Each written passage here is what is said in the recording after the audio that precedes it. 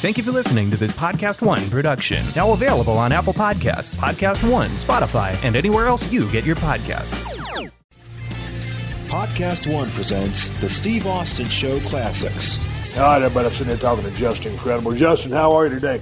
I'm doing great, Steve. How you doing, brother? Man, I am doing outstanding. For the record, I'm just going to call you PJ. Basically what I've always called you. I'm back in the day, in my early WWF days, you were wrestling as Aldo Montoya, but nonetheless, we'll stick with PJ today. And, man, I tell you what, I got a direct message from you a while back. I've been wanting to have you on the show.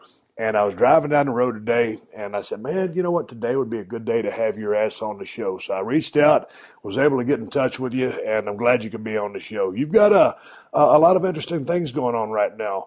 But I want to go back because I was reading a little bit about you. And I didn't know, as long as I've known you, back in the WWF days, that you broke in and the dungeon there in Calgary was Stu Hart. Yeah, I did.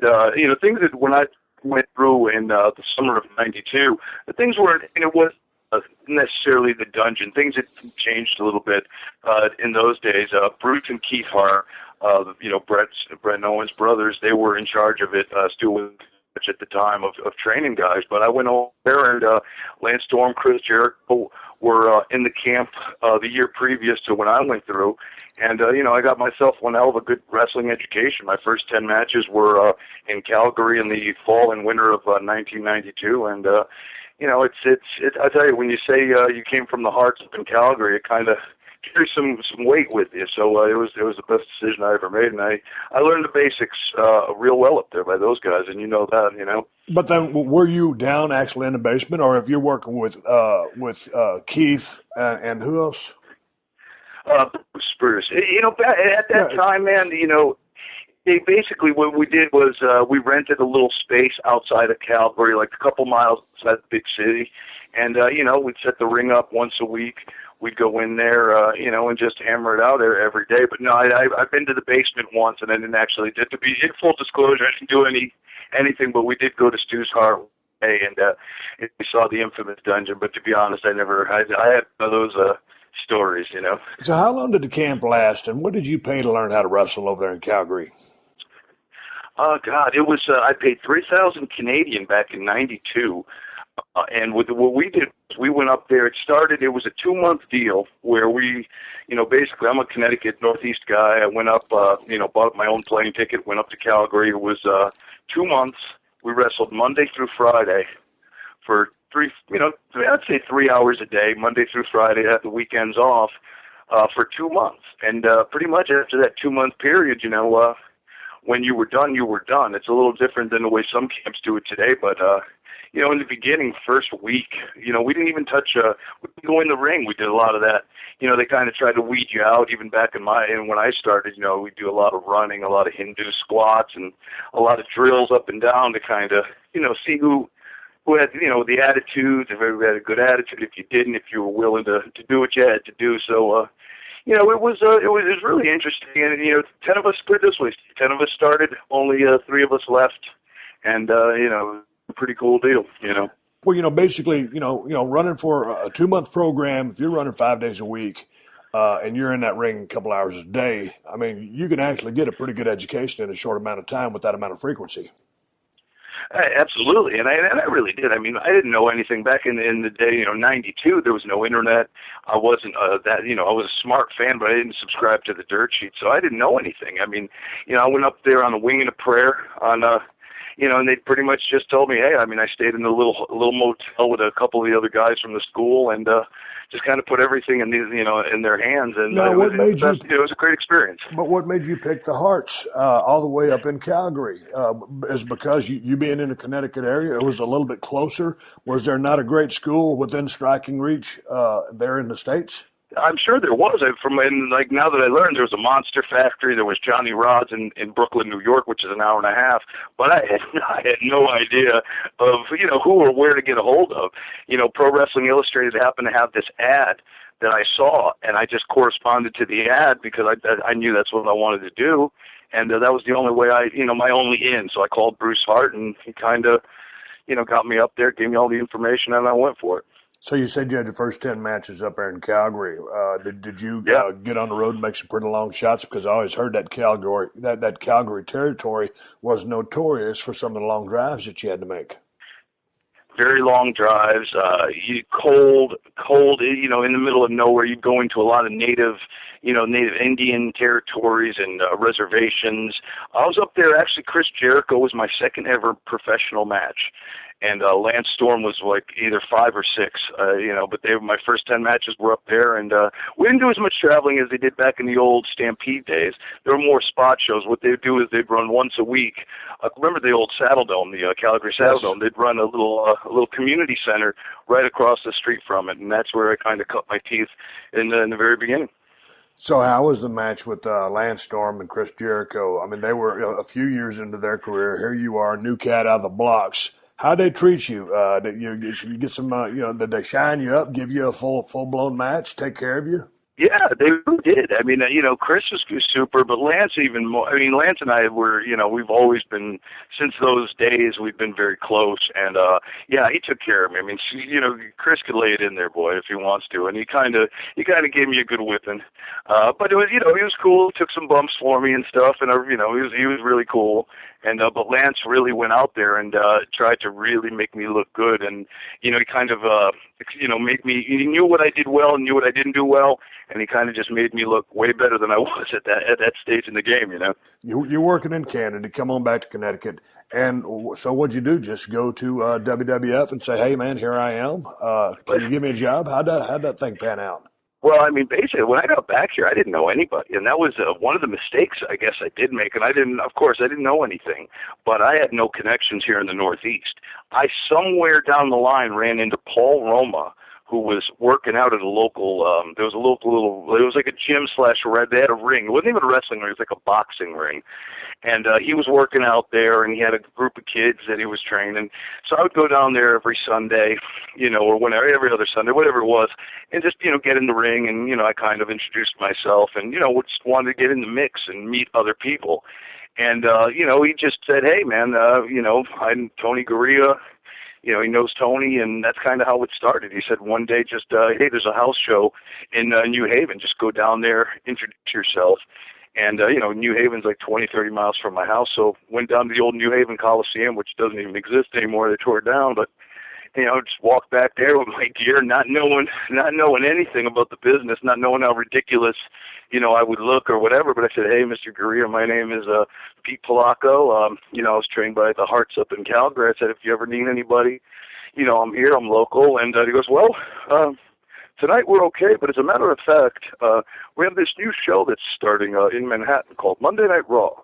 And we're going to need some extras, so, and that's kind of how it started. I love the Tony Gurria impression. Well, I mean, I'm not very good at impressions. No, but it sounded kind of like Tony. He spoke well, pretty how he was, yeah. yeah. So that's kind of how it was, man. And I was so naive, man. The beauty of all of this is I was so naive, Steve, that I just kind of, like today I wouldn't have the to go to any kind of, what I'm saying, and be like, hey, I got my bag, I was just so young and so dumb that it kind of worked for me. And I guess, but also what made him listen, and I kind of saw the look in his eyes, is when I said, yes, sir, I was trained by the Hearts. That kind of, it's like, oh, really? Yeah, that opens up a lot of eyes and ears. Yeah, absolutely. So but the business has changed these days. I mean, back in the day, there was a couple of diesel rigs, 18-wheelers in the parking lot. But these days, if there was 4 back in the day, there's 20 now. And so it's just kind of a monster just to walk up on that thing with your bag in your hand and say, hey, man, I got trained by the Hearts. I got some gear. Yeah. You guys need a hand. Yeah. Oh, sure, kid, come on in. It ain't like that anymore. Right, and you know what intimidates me? I would actually like to go see some of the fellas more than I do.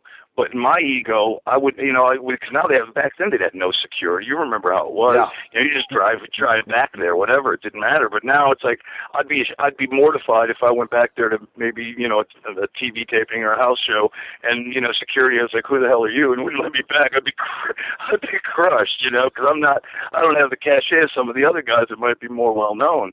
And so many things have changed. Talent relations has changed. The boys have changed. the whole, it's kind of a different, like you said, it's a monster. It's a different deal. So it wouldn't fly today, is what I'm saying. You seem to have learned the business at a very rapid pace and turned into an outstanding hand in the ring. How was the training there with the Hearts? I mean, did you gravitate or just learn the business and all the mechanics? Did you pick it up pretty fast? I really did. I mean, I hate to, this sounds kind of corny, but, when I was a kid and I'd say 15 years old, I was already trying to mimic the stuff in the backyard. Before I wasn't a backyard wrestler, but, you get your younger brother or your buddies from, school or whatever, and I always wanted to do it. I've known that was what I wanted to do for my whole life. That's all I ever wanted to do. So we'd always do that. So I never, I didn't know, hey, you got to work the left arm or right. left, those things, but I kind of knew, look, this is what the business is. It's a give and take. Who did you look up to as far as work was, as far as any kind of influence on your stuff in the ring? Who Sure. did you look to?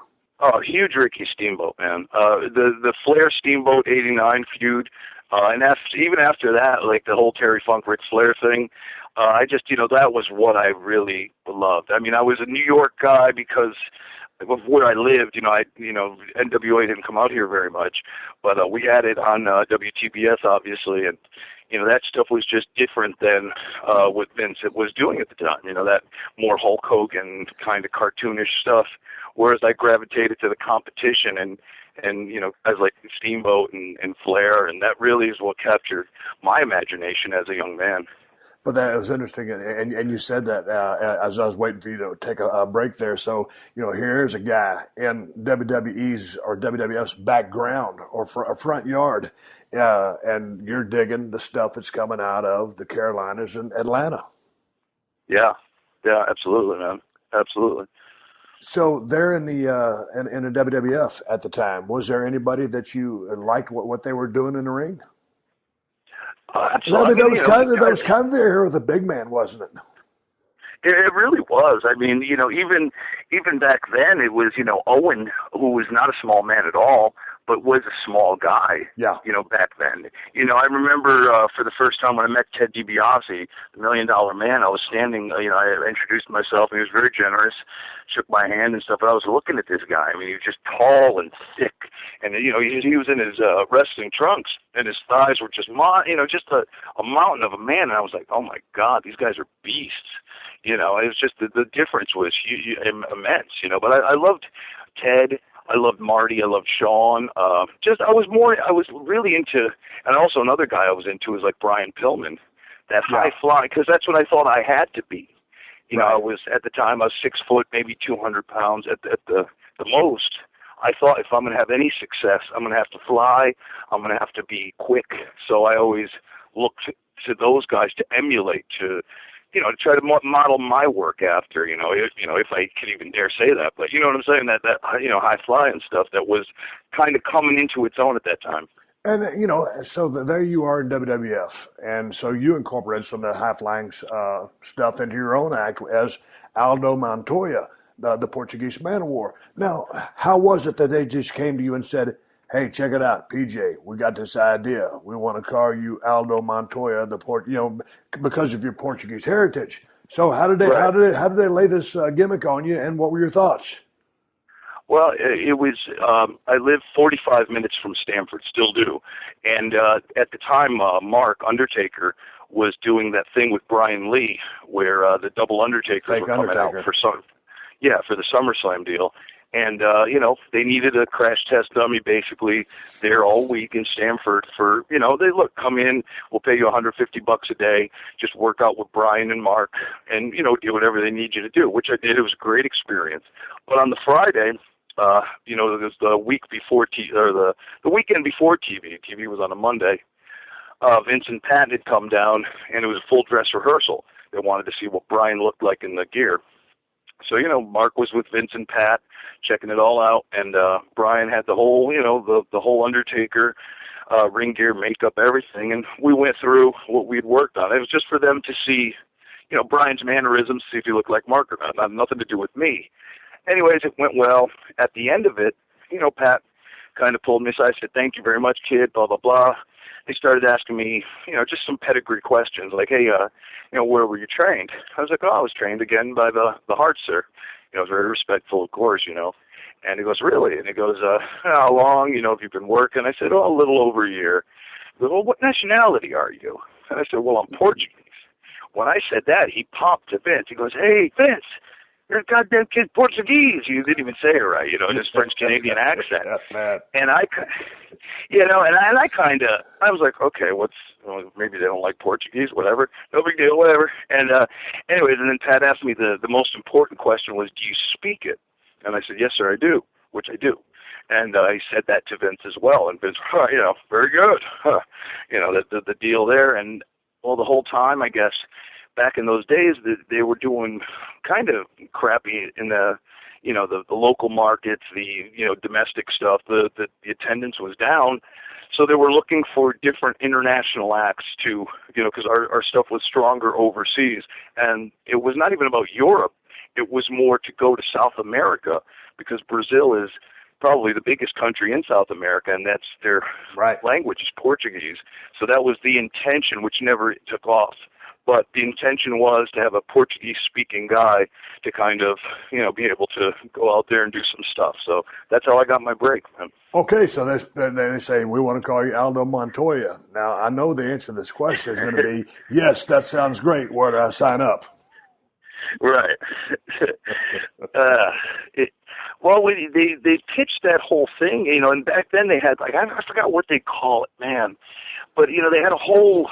they had the cartoon character drawings, and at first, Aldo was a soccer player, right? Because it was like it was 94, so the World Cup. It was a World Cup year, so soccer was getting bigger here, and so Aldo was this dude with long hair, and he was dribbling a soccer ball with a number 21 on his, in the jersey, and that was the original thing. But I always said to creative, I was like, guys, Aldo is not a Portuguese name; it's actually Italian. And Montoya is like Spanish, Latino.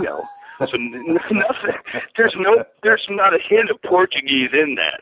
Yeah. You know what I'm saying? But what am I? I'm still like so. I'm like I'm just getting the opportunity here. I'm not going to say. Yeah, exactly. I'm not going to put up much of a fight. So I mentioned it to them. It kind of just went over their heads. So Aldo Montoya it was, and about a week and a half, 2 weeks before I actually had to debut, is when they threw that costume on me. And the first time I wore the costume or tried on the mask or anything like that was the night I debuted. And I'd never worked under a mask, never had a television match before. I'm used to, putting guys over, getting squashed or, just enhancing the talent. Right. So now, for the first time I'm putting this jockstrap on my head to get over, which I had no idea how to get over. I was just... Right. So it was, it was what it was, and it's just a miracle that I even pulled any of this off, to be honest with you, Steve. Well, let's talk about this. Let's cut in here because on YouTube, you have some videos which are called Pro Wrestling 101, and you cover different subject matter. And I didn't watch all of them. I've watched 4, 5, or 6 of them, and they're very informative, and they're very to the point, and I would tend to agree with just about everything you're saying on these things. Things such as locker room etiquette, tag teams, selling, promos, putting together a character, learning from the veterans, storytelling, staying in shape, all kinds of different things. So tell me a little bit about working under a mask, because I don't think you've covered that on your one-on-one stuff. How was that? Because, it was a different kind of mask. Is it harder to show your emotions? You kind of eliminates the facials. What was your learning curve in learning to work with that mask? It was a little bit.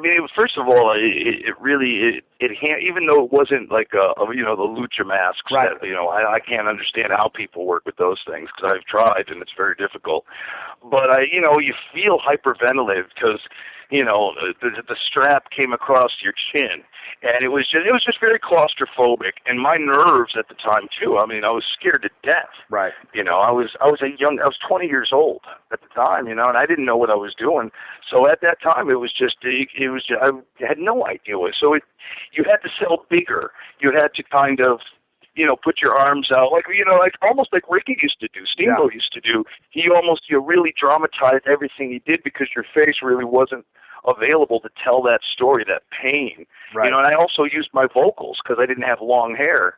Like Shawn Michaels used to have that wonderful snap cell when he got punched or whatever, and I didn't have that, so sometimes, I'd do a Dickie Murdoch and hawk a big loogie to try to, show some impact. Yeah. You know what I'm saying, though? It's just anything to accentuate what's being done to me. So it was definitely different. Well, so what was the inspiration behind the Pro Wrestling 101 videos? How did you come up with this concept and decide to proceed forward with this? Because I've enjoyed the ones that I've watched. And to any of those people, and I always get people who send me emails to questions@steveaustonshow.com. If you have any questions, I answer the ones that I can. But if you go to YouTube and if you just Google in or type in the search engine Pro Wrestling 101, up will come all of the videos done by Just Incredible. And again, if you want to learn something or if you have some questions, a lot of these things will be answered on YouTube by Just Incredible. So I highly suggest you get on there and check them out. I just basically thought, how could, I'm not on TV. I haven't been on TV at national level since 2010. I did some TNA stuff. Before that, I was in WWE in 2006 for the relaunch of ECW. But that was it. And with social media, I'm like, it's my responsibility to, I could stay relevant somewhat, stay with, the dirt sheets could say, hey, Justin's got a new video out, or, just something to get people talking, to have my name, face, and to say something hopefully relevant to this day and age. And I just figured, if young kids, because I'm on the indies, that's how I make my living now, if young kids could take a shortcut by listening to the things that I'm just saying what was said to me. I didn't come up with this stuff. This was stuff I learned through 22 years of and being in the ring, of listening to guys like you, guys like, Shawn Michaels, Sean Wolf, and Scott Hall, whoever, Hunter. This is all stuff that I had heard and was told to me that I'm just relaying back out there. So if people really wanted to, it's stuff that you and I didn't have. We had to kind of go out there and school of hard knocks and learn it on our own, And it's just, hopefully it works, and hopefully people, remember me and keep tuning in, Well, I mean, what I like about them, I talk a lot about the business on my podcast, and I don't necessarily talk about all of the nuances or all the insider things. And I think you do a very good job of kind of protecting the business a little bit, but very open with the business. It's not an exact secret anymore, but some things are better left unsaid. And you're still currently on the independent circuit, correct? Yes, sir. Yeah. And on Twitter, you are at PJ Polaco, Polaco. How else can people get a hold of you for bookings, appearances, and so forth, Justin? Well, I have my website, which is pretty much a one-stop shopping. It has the Pro Wrestling 101's Facebook, Twitter. It's called www.justincredible.com, and everything there, you can get a hold of me. I got my blogs, my videos, Twitter, Facebook, everything. Well, I'm coming right back. We're going to take a commercial break. We're going to pick the story back up with PJ Polaco, Just Incredible, Aldo Montoya, after a word from my sponsors. We're going to talk a little bit more about PJ as he leaves WWE, goes into ECW, gets tangled up with a few problems, comes out on the bright side, and more of his story when we come back from this break for my sponsors. You're listening to another classic episode of The Steve Austin Show, only on PodcastOne. Hey man, do you own or rent your home? Sure you do, and I bet it can be hard work. You know what's easy? Bundling policies with Geico. Geico makes it easy to bundle your homeowners or renter's insurance along with your auto policy. It's a good thing too, because you already have so much to do around your home. Go to geico.com, get a quote, and see how much you could save. It's Geico easy. Visit geico.com today. That's geico.com. All right, here I am back here with PJ Polaco. We're talking about Pro Wrestling 101. His tidbits of information that you can find on YouTube that I highly recommend. Those of you that have questions, go check these videos out. I have thoroughly enjoyed them. Hey, PJ, the waters there in WWF back in the day, you hooked up with the Click. You got to run pretty strong with those guys. And so that was basically, is that who you're running up and down the road with at the time? Yeah, I mean, it wasn't even so much the Click as it was is Scott Hall, because, you know, when I first came in the business, I couldn't even rent a car.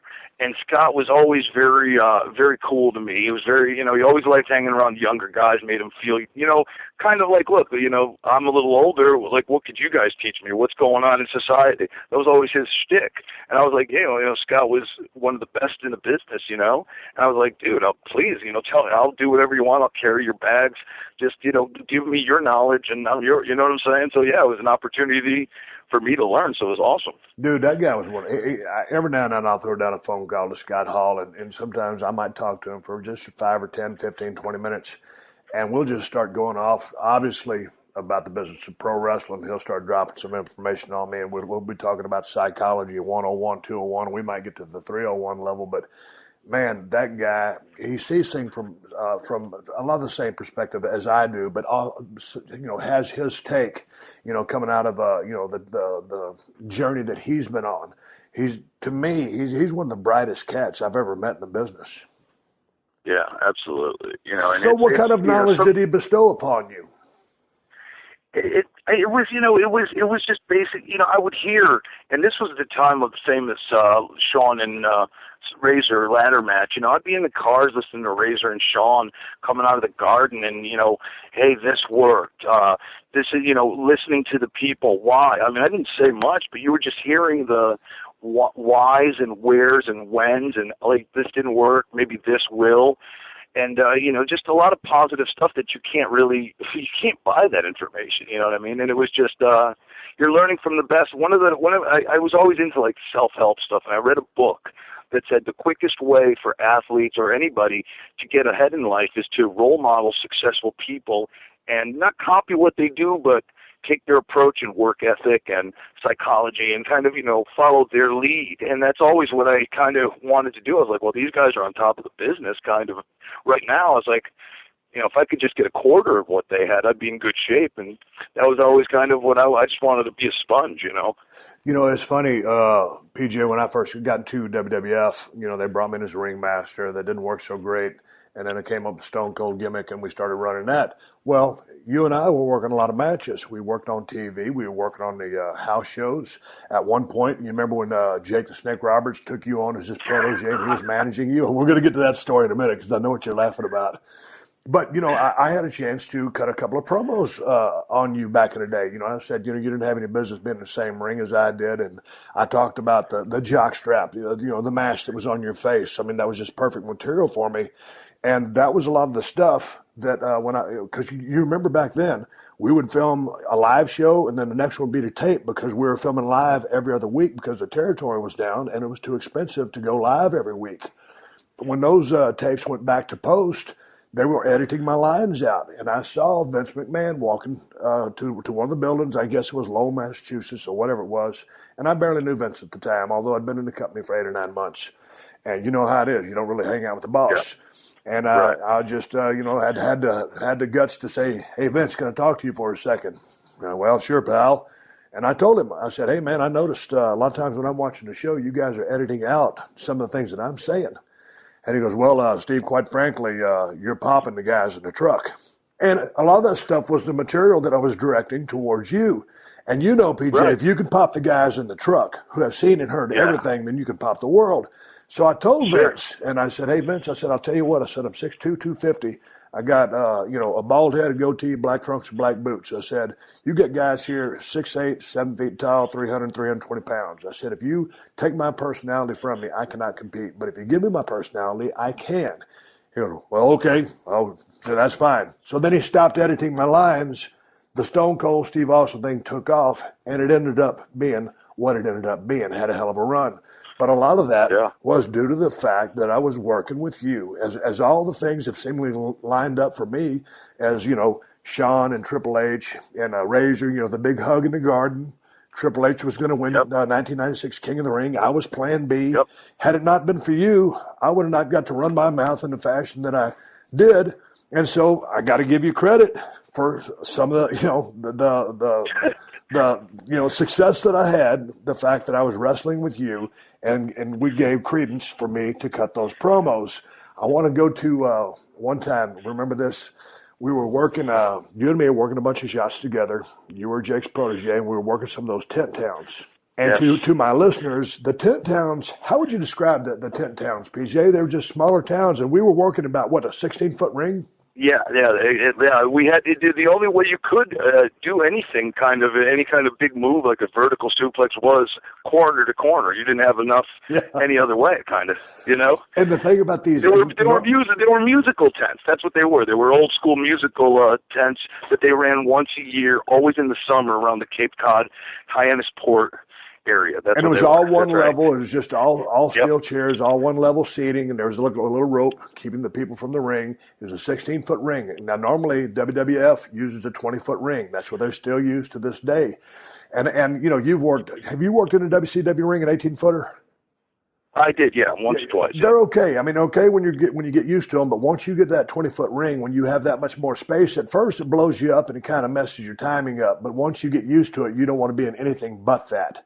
But here we are in these tent towns, 16-footers. The thing that I loved about a 16-footer, there's no way you could blow up. If you blew up in a 16-foot ring, there's a big damn problem because you're out of shape. So anyway, there we are. And the thing about this, and I know you remember this, those rings had that crazy loud sound to them every time you took them. It just kind of just sounded like it was killing the person. It sounded like the person that was getting the bump was just getting killed. And so there was a string in there. I was working heel, you were working baby, and there's Jake Roberts, your manager. And I gave you a string of suplexes. Now, they were all not in rapid succession, but how many times did I suplex you that day? There was in the good double digits. I'd like to remember around 14. Yeah, it was. 14, I mean, they were up there. It was between 14 and 15 suplexes, and I'd take my time between them. But every time I'd look over at Jake and I'd point at Jake, and I said, "This one's for you." And Jake was feeling your pain. He goes, "No, don't do it." He's begging me not to suplex you. And of course, I'd suplex you, and you do that big Ricky Steamboat archback sell. Yes. It was that, and we were laughing our asses off in a ring. Between ourselves, but we had some great times working in some of those towns. Yeah, we really did, man. What was your ultimate first departure from WWF for? At that time, man, when it hit around 97, I was 23 years old. The money wasn't, the money wasn't that great. I mean, I was doing okay. I mean, today I would, believe me, today I would kill for it. But back then, it's like, okay, I'm 23. I've had a little bit of time under my belt. I felt like I was coming into my own as a performer. I knew Aldo was never going to go anywhere. I mean, I was still being booked. I was making a living. But I just wanted But you could see that gimmick was going to go nowhere, like I could see the ringmaster gimmick. Yeah. Right, absolutely. And I felt, the business was starting to change. The NWO was starting to happen. Kevin and Scott went over there. And it was just like, when you started changing it on that end as well. It was just more reality-based, more... Just a different thing was going on, and you felt it, and I told Vince I actually had enough, whatever guts to go over and schedule a meeting with Vince in Stamford. I went in there. I said, Vince, I'd like to do something else. I said, if you don't have anything kind of for me, I'd like my release, if I can't do something. And he goes, no, whatever, you've been here for a little while, and this was the rib, we'll send you to Memphis to learn how to work as a heel, to the USWA. Right. Jerry Lawler's thing down there, because we didn't have a developmental at the time, because I had never been a heel, to be honest, and so, okay, I said, fine, I'll take it, but the pay, I just had gotten married, maybe 5-6 weeks prior to this meeting with Vince, and the WWE was only compensating me $500 at the time to basically have my home in Connecticut and to go down to Memphis, because in Memphis you made $40 a night. Right. And I did it with I was cool with it for a minute, but I saw that being a dead end. Yes. I knew that nothing was. I would be down in the USWA for however long, and I wasn't learning anything. I mean, I was working with Lawler, but I'd worked with Lawler already, up in New York and stuff. So I wasn't really. So at the time, what really was the catalyst was USWA had a feud with ECW, with a couple of ECW guys, because Lawler had done something at the ECW arena, and Candido was there with Heyman, Sabu, and Van Dam, and I was friends with Chris from the Body Dada days, the Skip and Tom Pritchard deal.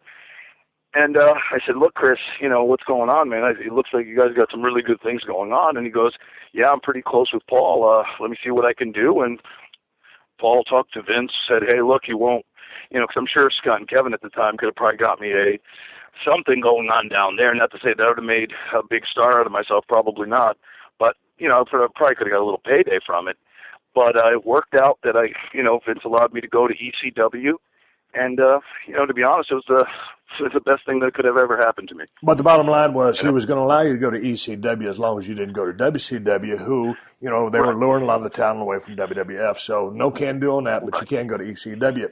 And, and to my listeners out there, I mean, for a guy who's 23 years old, he's not getting enough ring time or enough camera time that he feels that he needs to make a move to walk into the man's office, Vince McMahon, and especially back then or even today, and say, hey, man, if you ain't got nothing for me, man, how about my release?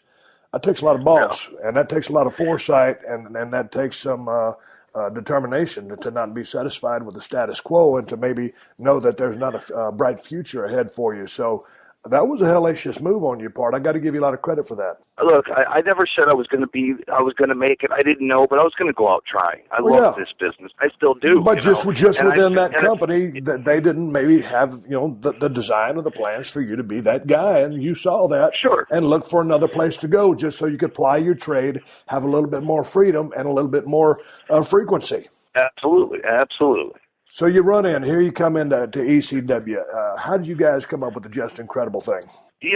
At the time, Paul just had me come in, and I didn't have, it all happened very quickly. And, he just said, look, we got a show in Queens, New York, and a show in Philadelphia. Just come down. I said, well, Paul, I don't have any gear, other than the Aldo stuff. He said, don't worry about it. So the first night in Queens, I actually wrestled Chris Candido as Aldo.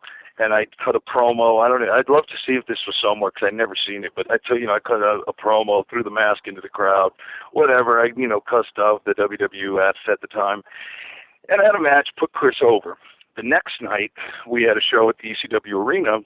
And I guess Paul, one of his guys, I think it was a ring crew guy, Bill Wiles, saw a bumper sticker on the back of a pickup truck that said "Just Incredible." Right. And he pitched this to Heyman, but Heyman said, I don't see this as you to Bill Wiles, and he said, but I got, so I guess they hashed it out. Paul actually gave him a couple bucks for the name, and then Paul then gave the name to me.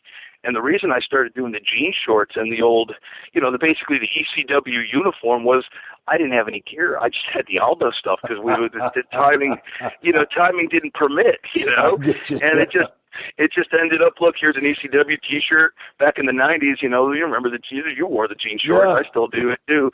And that's what I had in my bag. I had the high-techs because that's what we wore. Yep. Threw my pads on, and I'm Just Incredible. Let's go. And I worked with Jerry Lynn that night. Paul put me over, and, it led to a hell of a run, man. Hey, man, so, the ECW atmosphere, ECW arena, it was a very interesting dynamic, and a lot of things going on backstage. You ultimately ended up having a few issues with a few substances. Now, yes. Were you obviously weren't at rock bottom yet, but were you on your way to being there, running up and down the road, and using pain pills, somas, muscle relaxers, all that BS? Believe it or not, it started to get bad towards the end of ECW. Okay. The frequency, and it mostly started, I messed around with a lot of things recreationally, but the problem became with the pain pills, the hydrocodone, the oxycodone, and during that time I got introduced to, Oxycontin, which was, basically prescription grade heroin. That's kind of, the Mac Daddy, yeah. Yeah, and, but I didn't I was so naive, Steve. When ECW went out of business, and I pretty much I left. I did the last ECW pay-per-view. I had a good relationship with Jim Ross. I emailed Jim Ross. This is 2001, early 2001. And he gave me a nice not a modest six-figure deal, but a six-figure deal nonetheless, to team with Waltman over there in WWE.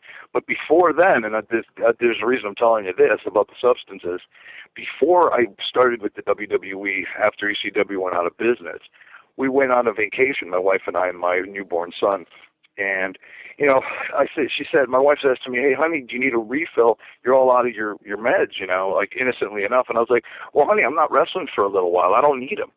You know, we'll just go on vacation. Don't worry about it. You know, I'm not going to take any bumps, whatever.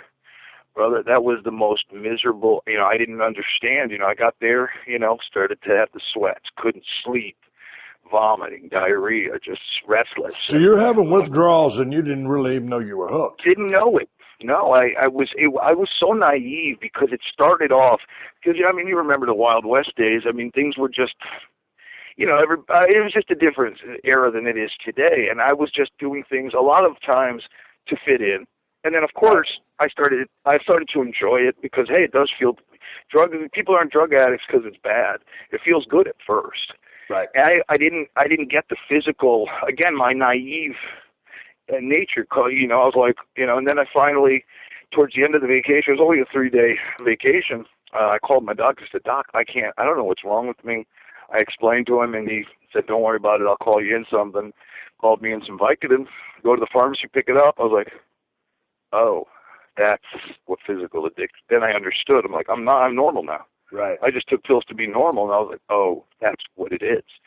You know, and it was very naive of me. I mean, telling you the story, it's almost embarrassing, but I was that naive or that caught up in the lifestyle of being, you know, living my dream and not thinking about repercussions or whatever. But that's how it was, man. And that's when I realized I had a serious problem. So how serious did it get? I mean, so you're on the pain pills, the Oxycontin, did it graduate to a heavier duty stuff than that? Oh, absolutely. Well, you know, things didn't, I was a functioning addict for very much of my, you know, my next run with X Factor, where I teamed with Pac and Albert. We had that little trio thing there. And then, you know, the alliance happened. So Pac went his way. I went to the ECW, WCW alliance, which you were part of as well. You led that deal. And, you know, and then it really started to deteriorate. But until, you know, God rest his soul, Benoit, the thing happened, you know, with him and his family, where everybody started to really crack down. Right. And doctors were cutting people off left and right, where then I became, you know, I'd lost my job actually at that point. I was working with the newly found TNA when I first started doing TV tapings or pay-per-views every Tuesday or something like that. But anyways, when that happened is when I had to start getting them off, you know, friends, neighbors, off the street basically. And then when I lost work and couldn't afford, you know, $40, $50 per pill, Steve, is when I went to, you know, somebody one day said, hey, man, you know, if you snort a bag of heroin, it's just like, you know, Oxycontin. I said, well, okay. I was very sick. I couldn't afford it, and it was cheaper, like way cheaper. So I started doing that, and then, of course, it became about finances because I blew through all, you know, I never made $1 million, but I made a living, but I blew through whatever I had, and then it was like, well, I can only get a bag or two of heroin, so I'm not sick. But if I snort it, I won't feel it because now my tolerance is up. Well, then somebody said, hey, I'll inject you. So I became an IV heroin user, you know, for a couple of years, man, 3-4 years. Dude, take me through this, man, snorting heroin. I mean, I've never messed with heroin in my life. So I don't, you know, I've heard of people snorting it. Does snorting it, is it a different high or a different feeling than injecting it? Does the injection last longer? Is it more intense? No, it was, you know, it's like, I guess it's like, you know, I didn't really care at the point either. I guess I was just, for example, if snorting 3 bags of heroin would get me well, because a lot of the stuff, I mean, Oxycontins are technically stronger because it's pharmaceutical grade. I mean, when you're doing street drugs, you're getting a lot of garbage. Right. A lot of times, you don't know what you're getting, put it that way. So if you snorted 3 bags, for example, but if you injected 1, you're going right to the source. It's not that it's different or better. It's just, it again became about, I'm broke. I need my fix. I don't have the money. So it's just, what could I do to not be sick? And you know what I mean? It becomes very sad. I mean, it's actually, I mean, I don't pity myself. I made my own problems. Whatever. No, but you come out of it as we're about to hear. You make a comeback and kick it. But so if there's 7 days in a week, how many of those days in a week do you have to shoot up when you're a heroin addict? Oh, you have to shoot up every 12 hours. At least, yeah. And you're not even high. You're just trying to get well. You know, absolutely, yeah. Every 12 hours. I mean, I blew fortunes. I've stolen from my family. I've been as low as low can go. I mean, except I'm amazed my wife stuck by me and my kids are still with me. Well, what was so what was the dynamic in the house then, man? I mean, she knows, right? I mean, where were you shooting? Because do you have track marks on your arms, or where were you shooting? I was a mess. I was shooting in my arms. Yeah, absolutely. So obviously she knows. I mean, what's she trying to do? Convince you to go to rehab? Hey, I'm going to leave you. No, it was a lot of codependency stuff at the time.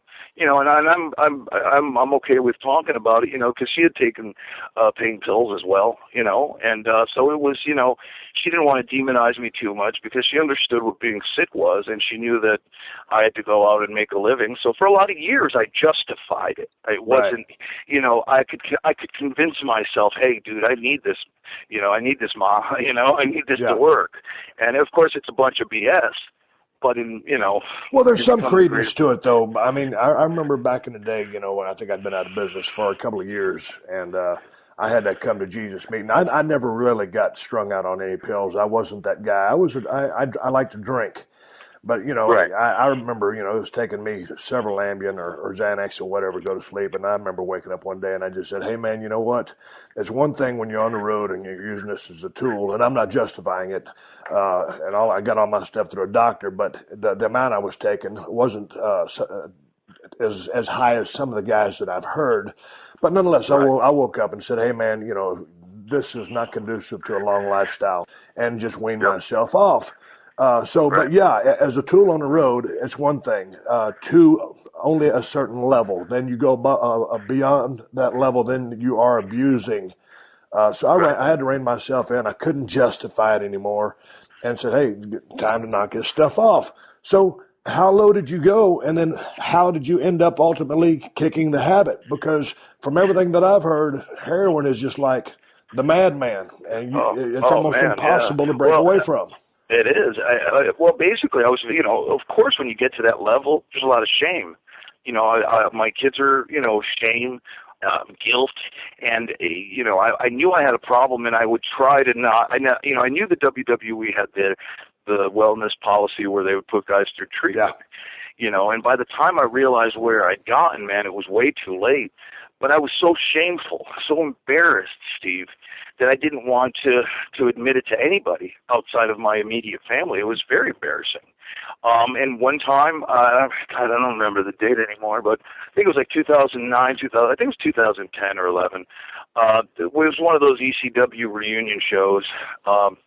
Basically, man, I got a bunch of dope and I shot it up and I passed out with no condition to perform. Right. That thing that they say, the dirt sheets. Well, I was that. There was some, the difference between the boys of today and of yesterday. One of the boys in the locker room took a picture of me passed out and put it all over social media. Right. So it was a career killer. Nobody would. It was affecting my business. It was affecting my family, my relationships. It was very hard to get bookings, and there's, of course, who wants to take that? And now, there's this stuff out there where I'm passed out.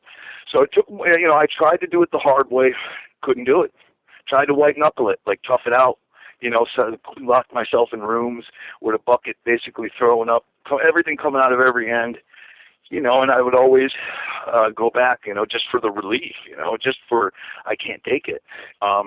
Eventually, man, November of 2012, it was a long time coming. I had gone to one rehab center without the WWE's help, and I didn't last. But finally, I just, things had gotten to the point where, I think my age had a lot to do with it because I was creeping up on 40 years old now. But I was like 38, 37, 38. Like, I was like, look, am I going to throw my entire life and career away for this? I said, now, when you're 45, 50, you'll have nothing but regret. And there's nothing worse than regret because you can't hop in a time machine and say, I wish I would, I wish it, right. You know what I'm saying? Right. So I said, I got to do this now. So I called a wonderful gentleman that they have over there called Bob Keelar. He's actually an addiction specialist, but he's an independent guy. He doesn't work for the office, but he's used by the office. And I spoke to him, and he got me in a great place. And I did everything. For once in my life, because we all think, a lot of us, not everybody, but a lot of us think, oh, we know better. I'll do it my way. Maybe I won't I'll do this part of the treatment, but I don't like this other part. I just kind of went all in and said, look, I don't know anything. I'll just do what I'm told. And, I got out of treatment right before Christmas of 2012. I did 90 consecutive NA meetings in 90 days, got a sponsor, and just started trying to put it all together. Well, how long were you in the facility itself? 30 days. 30 days. So what's the program here? I mean, is they giving you a little bit of methadone or whatever the drug of They have a new drug now called, well, it's not new anymore, maybe 10 years old. Right. It's called Suboxone. Okay. Buprenorphine. And you take that for 7 days, and it okay. Really, now, when you take that, is that a pill, or you inject it? No. It's a strip. They give you a Okay. sublingual that the people at the facility would wean you off with, and they'd give you other things for the sweats and Gotcha. like ibuprofen for the pain and stuff. But it was still the first 12, 13 days was really. Even though it did ease it and do an incredible job, you're used to feeling good all the time. Right. You're used to, you want that instant relief. And I had to get used to feeling pain. Like a lot of times I was so down because I put so much stake in pro wrestling. Again, I'm not blaming this business, but I loved it so much. And I saw my life my opportunities being squandered. I was like, man, what do I have anyways? I didn't care. Right. And I was just so miserable, so I would keep masking. I didn't want to know. So I got to get used to feeling again and knowing what my feelings were. We were tough guys. We don't like to talk about feelings, but I had to understand what my MO was, with my family, my kids, my wife, and I got that all under control. And I mean, I still go to meetings, once a week, and I still, do my work. What is it? To kind of. So how long now have you been clean? 1 year and 7 months. Man, I used to when I used to hang around Brian Pillman before he passed, he would always tell me, he goes, Steve, and he'd have that smile on his face. He goes, alcohol and drugs are patient. They wait for you. So do you still have the urge? Do you ever hear that heroin calling you back? Are you able to give it the stiff arm, or it's just not a part of your life anymore? It's not a part of my life anymore, but the reason it wasn't, the first 2-3 months was the hardest. Right. And I just kind of, heroin is alcoholism is, I think, in my opinion, the hardest.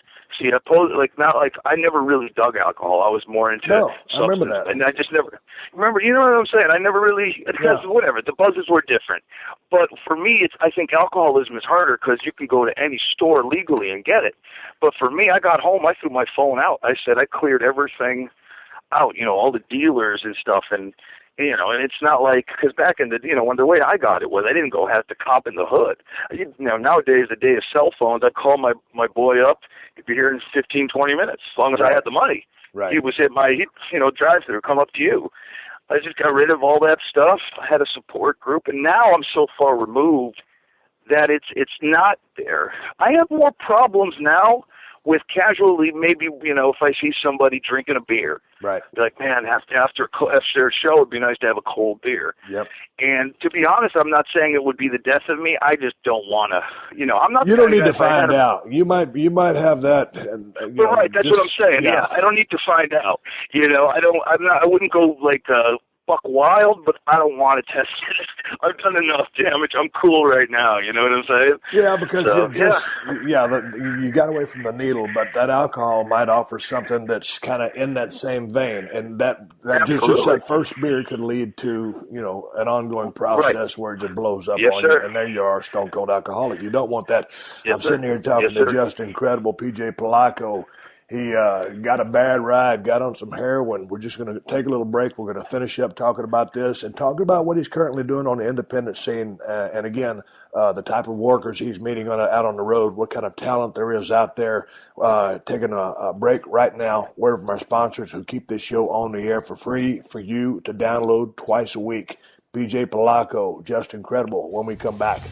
You're listening to another classic episode of The Steve Austin Show, only on PodcastOne. Pluto TV is playing the biggest movies every night this summer for free. Watch hit movies like The Hunger Games, The Matrix, Pain and Gain, G.I. Joe Retaliation, Scary Movie, Runaway Bride, and more all summer long. Check out the biggest stars like The Rock, Keanu Reeves, Jennifer Lawrence, Tom Cruise, Julia Roberts, Arnold Schwarzenegger, and more. Plus, Pluto TV has hundreds of free TV channels in English and Spanish featuring TV shows, news, sports, comedy, and more, all for free. Download the free Pluto TV app on your favorite streaming device, including Android and Apple smartphones. Pluto TV. Drop in, watch free. All right, everybody, come back here, sitting here talking to just incredible PJ Polaco, talking about getting off heroin, all the bad stuff. Let's continue down that road just a little further, Justin. So in the locker rooms these days, I would, probably guess there's still a lot of elements still out there. So how is, your ability to say, no, brother, can I have a Vicodin? Can I have this? Can I have that? Hey, man, you got an extra one of these. How do you keep yourself from doing that? I think the business culture has changed a little bit than the way it was before. But I just try not to add, if there's somebody, and what I encounter mostly is you have a guy with a 12-pack, Right. and a lot of people like to get together, in the back and smoke, a joint or whatever. That's more in my face. And it's not an educated thing. I just have to, sometimes it's just out of pure shame that I won't do it. If that's what gets me through, that works for me, or, whatever. I mean, every time it's different. I've had to call sponsors when I'm at shows, if I'm feeling a little trigger happy, or, just not too long ago, man, I was at one of, I don't know if you've ever heard of Dragon Gate USA, but we did a show down with Gabe Sapolsky in New York, and, I was outside. I smoke cigarettes still, so, I was smoking a cigarette, whatever, just outside, and some young kids come up to me and like, hey, Justin, whatever, nice to meet you, man. You want to smoke a joint? And I was like, wow, because that hadn't happened. Right. Believe it or not, that hadn't happened. And I didn't know how to, and I thought about it, and there were some people there. And actually, of course, I was like, nah, dude, I'm cool. And one of the kids there, this will really open my eyes. He said, you know what, Justin? I always thought, oh, man, people say they're sober, but they're not really sober. I see that what you just did, that's cool. So it's like sometimes, man, sometimes it's that. Sometimes it's not just self-destructing. Sometimes it's whatever little thing gets me to do the next right thing kind of is where I go. And, it's a daily thing. Like, I don't know where I'm going to be tomorrow. All I can say is, like, right now I'm cool. I feel good, and sometimes I don't think about it for, a couple of weeks, sometimes, longer. Depends where life takes you. You have certain situations, things pop up. I've had guys, man, this happened in the very beginning where I used to test the stuff for one of these guys, one of the dealers, Jesus. And he came over to my house with a free batch for me to test. Talk about really, I was fresh out of the deal at this point. I said, brother, I can't. I said, I just went through this thing. I said, please, if you respect me or care, at all, please don't ever do that again and don't come here anymore. And, but if it was a bad day, I don't know where that would have led, So it sounds cliche. I hate doing the cliche taglines because that's not my style, but it is like a one day at a time deal. Dude, it takes a pretty good lowlife to call up somebody and say, hey, man, I need you to test this stuff. How about it? I know. Especially knowing where you're trying to be. I mean, and you're going to be the guinea pig, and obviously you were a guinea pig for quite some time, but Jesus Christ, that's... it is, but I'm just being real, But no, I hear you. Thing, though, but back in the day when I was sick from not having it, boy, I would have welcomed that call in a minute because I didn't have enough money to get it or whatever. You know what I'm saying? Yeah. So it was like that, it was a lot of a lot of craziness, brother. Hey, dude, a lot of craziness. You're 40 years old. As far as human beings go, you're still extremely young. As far as being in the business goes, prime, depending on where you're at, but you've been in the business for 20 years. How's your body feeling after all the bumps? Because you've done a lot of stuff, a lot of high-flying stuff, a lot of stuff off the top turnbuckle. How's the carcass holding up? Any major surgeries? No, none at all. Actually, I've been blessed. I've never had knee surgeries, never had shoulders. The worst thing for me was that it's gotten worse with age. I've had a lot of concussions. So that's always been a little bit of a, I won't take big bumps, like big power bombs or whatever. If I could avoid it, No. But I just try to command what I could take now, and on the indies I can. The young kids are pretty respectful. I say, hey, look, I could do this, I could do that. I could still move really well. I'm blessed, man. I've had a blessed life. I shouldn't be where I am today, in the shape that I am today, with what I've done. Where have most of your concussions come from, PJ? Because I think I've taken maybe a couple of stiff chair shots, but I was always the guy that put his hands up because I believe in that. I'm gonna take that blow, but I'm gonna absorb it. And maybe I took a bad bump or two, but I cannot say I had a concussion heavy career like so many more guys are just coming out of the woodwork. Yeah, I had 6, 7, 8 concussions. You got to be doing something wrong. Unless you're just a high flyer and you're taking some crash landings. So where did yours come from is my question. It wasn't. I was a firm believer in the hands up too. I never took the straight chair shots. I just couldn't. I started getting them very early. Actually, my first concussion is very well documented. I was working with the head shrinkers, Samu and Fatu, in '93. And, remember, back in those days, man, they would just brutalize you. I was a jobber, whatever, and they kind of took their liberties with me. And anyways, a live Monday Night Raw at the Manhattan Center, they knocked me out cold. They literally had to take my dead carcass and tag my partner in and bring him in and finish him off. And I finished, I drove home from Manhattan to Connecticut, woke up in my bed not knowing how I got here. And since then, you take a bad bump where maybe you don't tuck your chin, you whiplash, right. I was just stuff like that. It was, and I guess I also became a little more gun shy. So, how it is when you overprotect, then you become even more susceptible to that injury. Right. If you're putting your elbows down like the flare deal, or sometimes you would, be reaching. You start doing that, then that's when you get hurt, instead of just taking a flat bump like you would. So, but other than that, man, I've been pretty blessed, and it doesn't affect me today. So, I just got to be careful with what I do. Hey, man, based on talking about concussions, and let me give since PJ does these little short videos, some instructional videos on YouTube called Pro Wrestling 101, and they're outstanding. Let me offer a little tidbit of advice for some of you guys that are just coming up in the business or on the indie scene, trying to get noticed or make a name for yourself.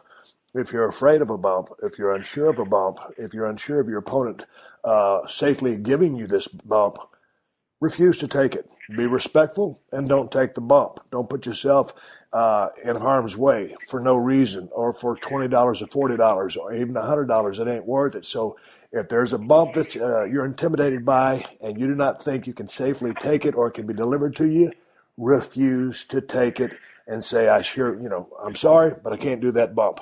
And if the person who wants to give you the bump doesn't understand, well, then it is what it is. But you got to protect yourself in the business, and I think you would agree with that, PJ. Oh, absolutely. And I actually remember what you're saying came true to me. When I went back, I was working with me and Pac versus Crash Holly and Bob Holly. And Bob, bless his heart, I always got along with him. We had good matches. But he used to do that big Alabama Slam deal. Yeah. Where he wanted to do that to me. And then he wanted me to kick out. I said, Bob, I've known you since the Aldo and Sparky Plug days. I said, I'll take it with all due respect, but I might not kick out. And I said, I'll do anything, I'll do something else. Yeah. And Bob was cool with it, man. He was like, "No, Peach, that's cool." It's the way you approach it. I've always tried to be just as sincere as I can, and most of the times, if you have some tenure, or even if whatever, if you approach people right man to man, I think it's they'll oblige. Nobody wants to hurt anybody. I would hope. Hey, let's talk about the indie scene right now, PJ. That's where you're out, you're making a living. Where are most of your bookings coming from, and what kind of talent is out there? As far as, when I look at the WWE product as a whole, it's very green. It's a new generation coming in, and they have some outstanding cats in there with so much potential. But just the fact that a lot of veterans have faded off into the sunset. So on the independent scene, how accomplished are those people in the ring? And do you see any standouts out there? What's the quality of workers out there? You see, this is where it gets weird for me. I think the quality of the athlete, Steve, is better than ever because these guys, it wasn't like it was when we were coming up. They will go to their rooms and, they'll eat well, they'll train, they won't be out, hanging out, having a good time, whatever. They take it very seriously. They're in good physical shape. But I think people have, I was one of the, I talked about this with Waltman the other day. I saw him at a convention. There's few of us that came through the last of the territory systems. I got a chance to really learn to sell and to people, if you could only, JR said something about this in one of his podcasts, and it made so much sense. Guys in Ring of Honor and others, and I mostly work in the Northeast and, the Philly area and stuff like that. But, man, people, if they would just slow down and sell a little bit. I'm not saying you don't have to do, the business evolves. We all have to evolve with it if we're going to stay relevant. But, man, sometimes, fans don't have enough time to cheer, because they're just ping-ponging around. Right. And I mean, Agreed. That used to be me too, but if you could just give the fans a chance to sell and digest and actually get emotion, because these guys, man, they look like they're killing themselves. I don't know how they're not killing themselves, but they're pop right up. Like, they make me not believe in it because they look like they're hurt, but then they'll nip right up and go into the next spot. Whereas if, man, sometimes you just hold on to whatever part you just got injured and sell it, and, God forbid you just to some of that, I always believed that even when the business evolves, the old school basics will always stand out. And, you talk to NBA players, LeBron James said it the other day after one of the finals games, I think, basics win games, basics in wrestling will get you success. Doesn't mean you got to stay old school, but the basics will always ring true. And if you don't know your basics, you're not going to succeed. And just take some of the old and meld it with the new, and I think that's a good thing. And I think guys will get it. I think it's just a lack of experience, a lack of know-how, and like all of us, man. When I was young, it's like, oh, we know better, and I think a lot of it is lack of leadership, really, and they don't have the veteran guys out there anymore to kind of teach them the ways, and that's a shame. But there's a lot of great talent. Especially in the Northeast, I could vouch that there's some amazing talent out here. So how many days a week you in the ring these days? I mean, how often are you out on the road? Not often enough, believe it or not. I mean, there's a gentleman in my a town or two over that has a school, and what he allows me to do is I cut him a little, I get a student, cut him a little piece, and, I go down to his school once or twice a week I only take one guy at a time. And I do him right and, kick the guy with the ring a little bit of money.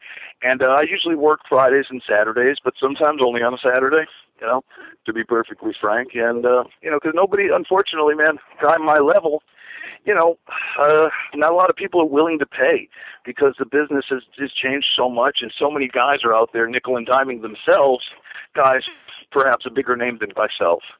And it's very hard to ask for, let's say, $500 when somebody with a little bit of a bigger name is doing it for $250 or $300.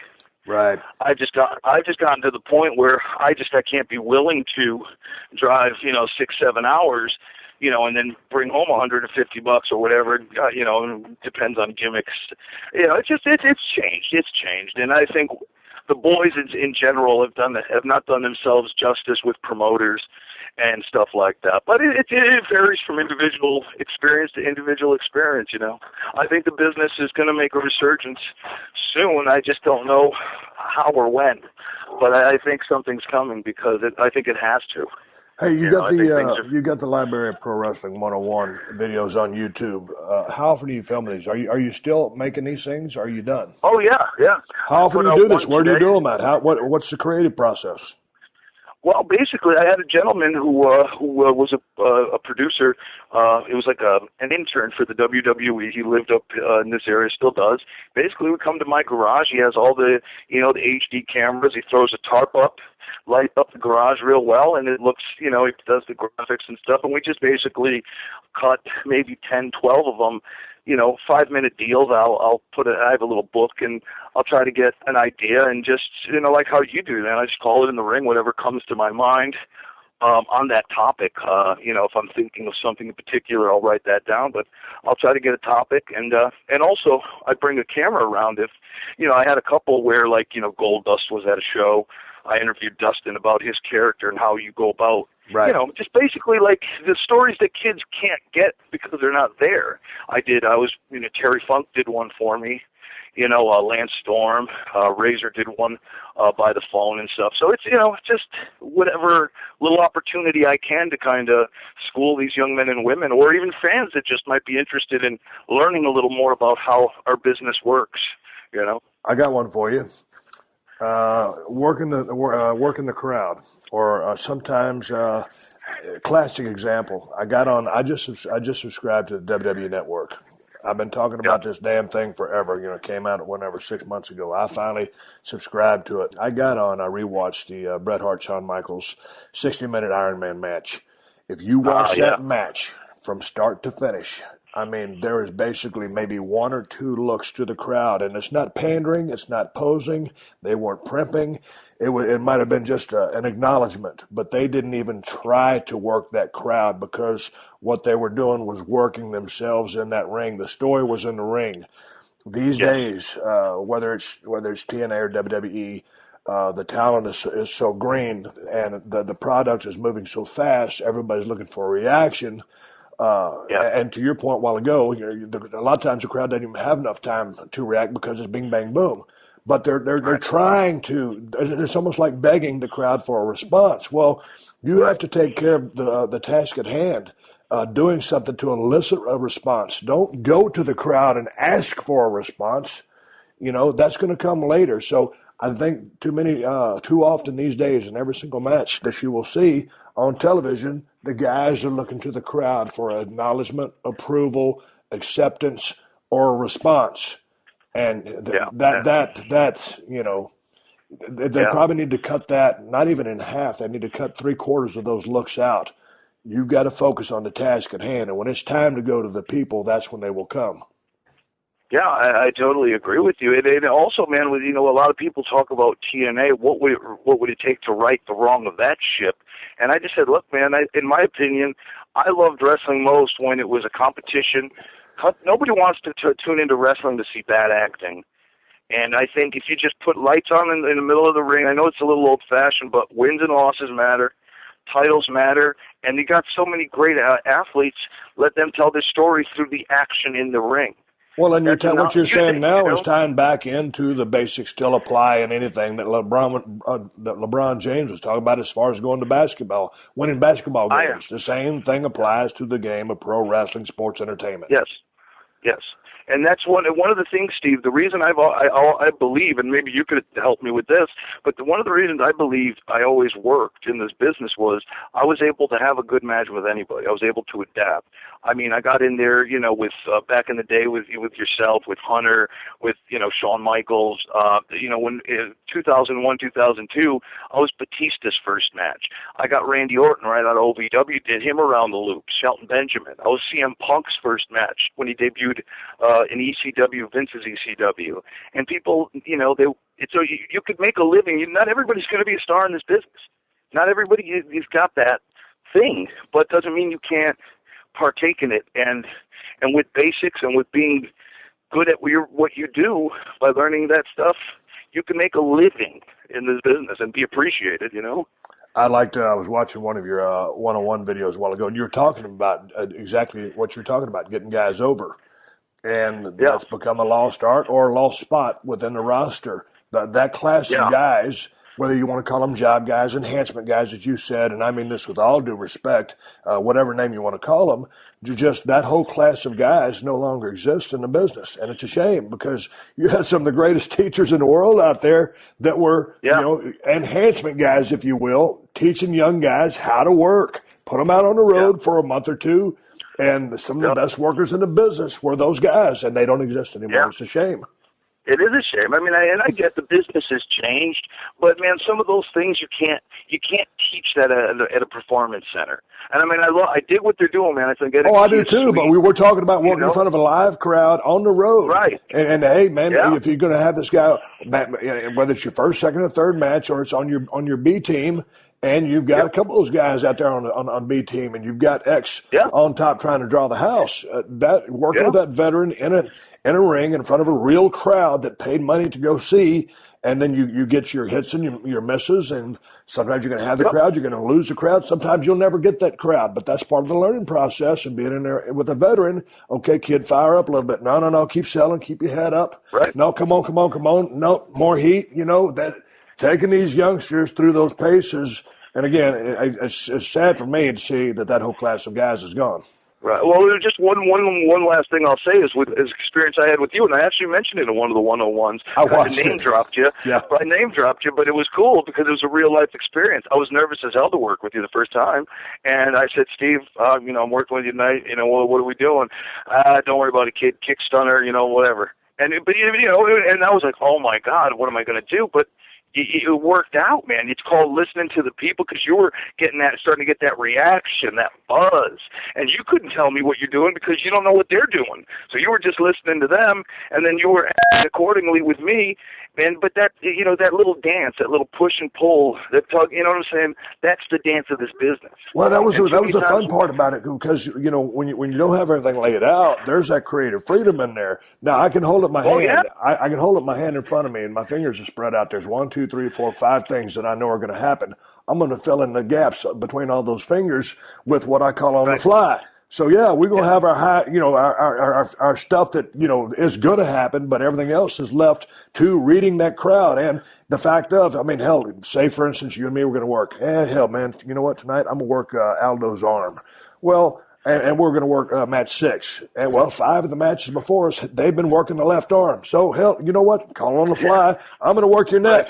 Going to the neck. Yeah. Nope, lower back. You got to change that. So then, everything goes out the window. You still got your 5 things that you know are going to happen. You got to finish. Boom, call it in the ring. And with that being said, you're at ease and you're a peace of mind because you don't have to remember anything. You're listening to the crowd. That crowd helps you make your decisions.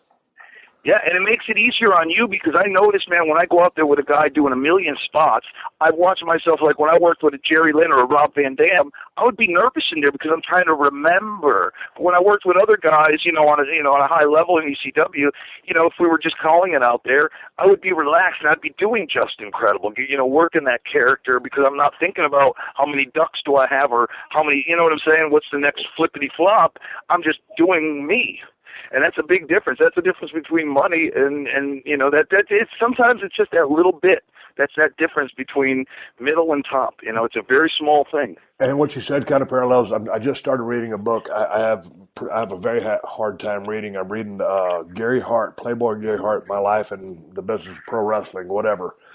And he just said, hey, man, it's great to be a great wrestler or to wrestle a great wrestler, but drawing money isn't always about being a great wrestler. It's about being that character, being that person, being that persona that everybody believes in. So many people get caught up in and it's great to be a great worker. Ain't no doubt about it. But you've got to have the whole package. And if you can just go out there and be a mechanic, it's one thing. But like you said, you've got to be just incredible. You've got to be stone cold. You've got to be the Undertaker. If none of the people I just mentioned weren't themselves, then it's just work. You've got to have the other factor on top of that work to have the whole package. Absolutely, man. That makes all the difference in the world. So what's coming up next for you? Well, right now, man, you guys, I'm sure everybody kind of knows Billy Corgan from the Smashing Pumpkins. He's a big wrestling fan. Absolutely. He hooked up with a small company in Chicago called Resistance Pro. And, just basically, booking the towns, creative guy for the company. And really exciting stuff is that he pitched, they shot a pilot, which I was not a part of, but they shot a pilot. And they shopped it out to some networks, and it was I was out a couple of weeks ago on Variety.com, the big Hollywood industry paper or whatever, that they signed 8 weeks, 1-hour episodes of the show. We're gonna start shooting it this summer, and it's gonna be like nothing else, I guess, because it's basically focusing on the struggles of wrestlers, the desire, what drives us, to go out there for $40, $50 a night, making those long drives, the promoter that actually runs Resistance Pro had, he's in the process of losing his house because he kind of put everything up, to run this promotion for this past year. So, it's kind of, they got the show because of Billy's former, his rock and roll star, Smashing thing. Pumpkins, yeah. But, it's going to be interesting. It's not going to so much focus on the in-ring stuff. I think that's great because it's life on the road and the motivation behind the life on the road and the dues, the sacrifices, the hardships, and the highs and lows. Yeah, it's going to be. I'm excited. I'm happy to be a part of it because that's what's been lacking in my life. It's just somewhere to be creative, quite honestly. Because in the indies, you're not getting that creative, and it'll just give me an opportunity to do something different, something cool, and hopefully it turns out well. Well, I'm looking forward to that. When are y'all going to start filming that? Are you waiting on it? We're shooting it. Basically, the crew comes up to the shows, the Resistance Pro shows in Chicago. We do 2 shows a month.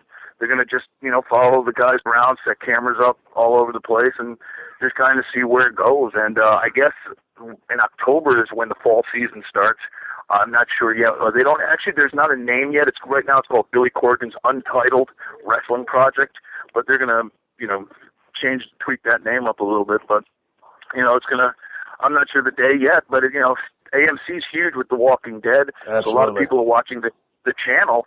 So if we could just get some people to tune on over and get interested in the world of pro wrestling, it'd be a win-win for everybody. Well, I'm looking forward to seeing that. I wish you guys all the luck in the world because it sounds interesting to me, and I'd love to talk to Billy Corgan on the show because I've met him at several wrestling events. Always when we were in Chicago, he'd come to the shows. And it's interesting to hear about this, and I'm looking forward to seeing it. But again, to everybody out there, if you want to see PJ's advice, Pro Wrestling 101 on YouTube, just put that in the search engine. And through various topics, he has some his thoughts and some very, I think, sound advice for people if you have questions. The guy's been in the business 20 years. It's good talking to you. On Twitter, he is at PJ Polaco. And PJ, give me your website address again. It is www.thejustincredible.com. You heard it from the man himself. Hey, man, PJ, it was good talking to you. It's good to catch up to you again. And again, like I said, way back in the day, had I not been working with you on several of those television matches and your outfit as Aldo Montoya had not, wouldn't have, inspired some of the things that came out of my mouth and, force that conversation with Vince McMahon and allows me to forge ahead of Stone Cold Steve Austin. And we always had fun working anyway, and we always got along. And it's good to hear from you. Sir. And I'm glad that you've come as far as you have. And I'm really glad to hear that you kicked the habit that had you down. Thank you so much, man. It's always a pleasure, brother. Well, let's stay in touch. I will, man. Thank you so much, Steve. Really appreciate it. All right, PJ. Take care. Take care, Steve. Thank you for joining us for another classic episode of The Steve Austin Show. Please leave a rating and review on Apple Podcasts and tell your friends. For more Steve Austin Show, go to PodcastOne.com. That's PodcastOne.com.